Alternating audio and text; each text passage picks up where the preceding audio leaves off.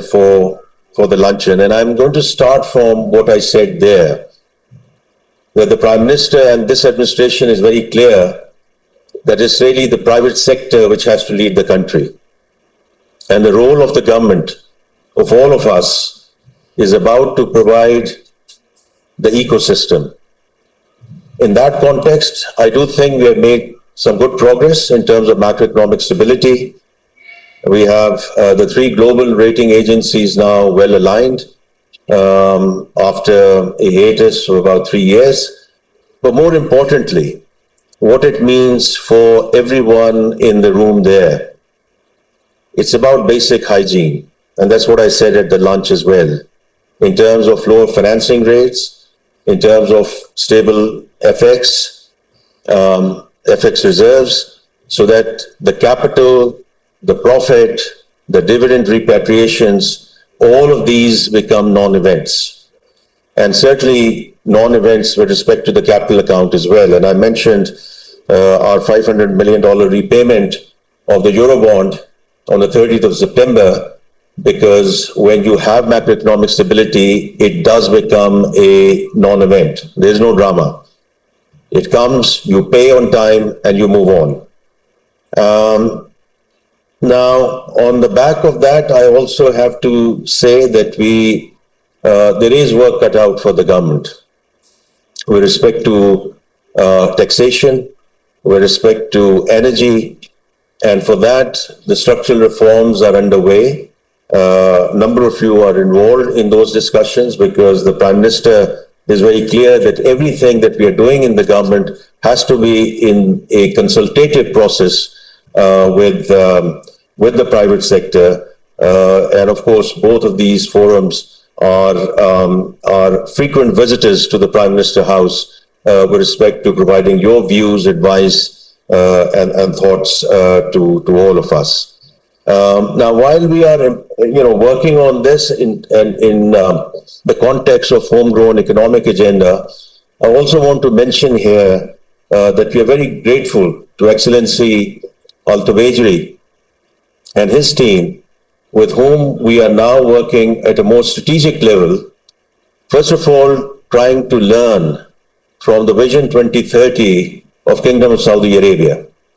Because a lot of this is about strategy, but as we all know as practitioners, 90% of strategy is execution.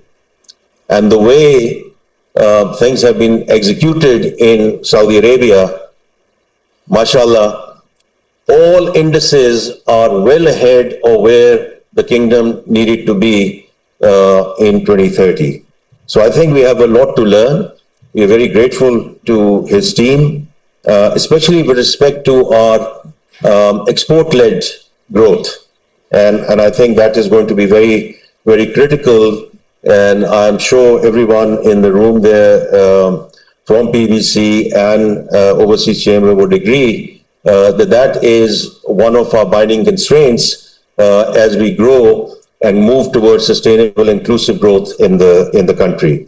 So the other thing I just wanted to mention that yesterday the cabinet formally approved the historical security pact, which was signed by His Royal Highness, Excellency the Crown Prince, and Prime Minister Shehbaz Sharif. So I think that's sort of moved in the right direction. And what that means is what we have at this point in time in Pakistan is a confluence of factors where we have macro stability and we have tailwinds from a geopolitical front. From Saudi Arabia, a long-standing partner which has helped us through thick and thin. China, which has been an ironclad relationship, and the US, which is now on board with respect to the trade and investment flows. So, ladies and gentlemen, my point is, at this point in time, we have a great opportunity, and therefore the visit of the Saudi delegation is very timely, where we can now really step up in terms of inviting, but equally, as Abdul Alim Khan Sahab said, making sure that our existing investors also work in a good environment and we don't go through the boom and bust cycles which we've seen in the previous years. I'm just going to mention a couple of other things before turning to the event at hand. With respect to the floods, we have now sort of the rapid assessments which are coming through from the federal ministries, but also from the provinces. At this point in time, in terms of the assessment which has come in, we are quite clear, and the Prime Minister and the Cabinet is quite clear, that we are going to repurpose what we have in terms of our existing resources. As we move towards a more in-depth post-damage need assessment, things might move where we might have to require external help, but at this point in time, we would want to use our own resources in terms of rescue, relief, and as we move towards rehabilitation and reconstruction, as I said, post-PDMA, we might move towards external help. The other thing I just want to mention is around IMF. You have seen the press release when the mission left last night, the night before. And as you've seen, we've had very constructive engagement with the mission here. We have a few outstanding issues. From my perspective, no showstoppers.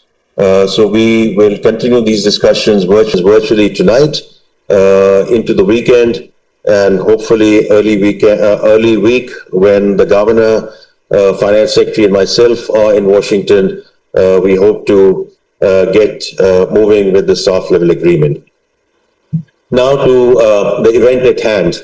Your Highness, I can say without any doubt whatsoever, you are among the best and the brightest which the business leadership has to offer in Pakistan. Not because, as I just mentioned, that I had the privilege of being the chairman of Pakistan Business Council and to be associated with Overseas Chamber, but I genuinely believe in that. And I think you will see as the morning progresses that the talk and the discussion will not only focus on the key sectors, Your Highness, that you mentioned during your meeting with the Prime Minister in terms of your areas of interest and mutual interest, whether it's agriculture, whether it's mining, whether it's IT, whether it's pharma, whether it's tourism. But what you will see here is thought leadership. Because I've had, again, the privilege of working with most, if not all, the ladies and gentlemen in the room and whoever might be on the joining virtually, that they will come up with schematics, which I think is going to be very important, that as we and you hone into specific project opportunities, just thinking through the broad spectrum, and therefore, you will see and hear from some of the thought leaders with respect to some of these schematics, whether it's our digital journey, which is being very important, because, Your Highness, there are two areas which the Prime Minister is leading himself and does stock taking on a weekly basis. One is our taxation reform and everything that is going on in terms of people, process, technology to get the sort of the fiscal side of things moving forward, because all the business leaders who are sitting here, they are correct in terms of the additional burden that they face in terms of the formal sector, because other segments of the society are not stepping up the way they need to. And therefore, we need to fix that equation through primarily technology, but also simplifying the processes and making the necessary people changes. And the second one, which he's leading, Your Highness, is our digital journey and moving towards cashless economy, because both of these are actually interrelated.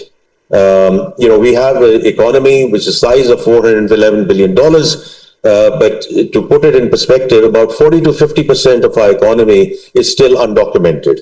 So if you think about it, actually the size of our economy is already reaching close to $1 trillion. So the more we move towards the cashless economy and our digital journey, the more we sort of help the documentation and moving stuff into the formal economy.